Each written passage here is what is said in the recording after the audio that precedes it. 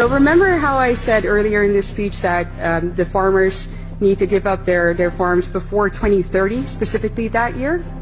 Yeah, so that's not a coincidence. That year doesn't come out of nowhere. So that year is basically the deadline that our global elites have given our country and will probably give you to abide by these new regulations. And that agenda is called the 2030 Agenda.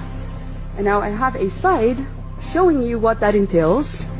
So the 2030 Agenda is a United Nations agenda. So there we go, everybody is part of the United Nations, right? The entire world.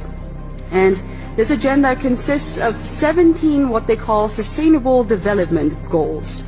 And when you take a look at them, right there, you're like, well, what's wrong with that? You know, they all seem very noble. No poverty, no hunger.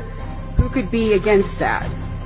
However, if we take a closer look at how they actually want to accomplish all of this, anybody with 2 functioning brain cells realizes that this cannot happen unless there is an active and maybe even forceful redistribution of goods, foods, property, and our rights, which basically comes down to the obliteration of all of our basic liberties and our rights.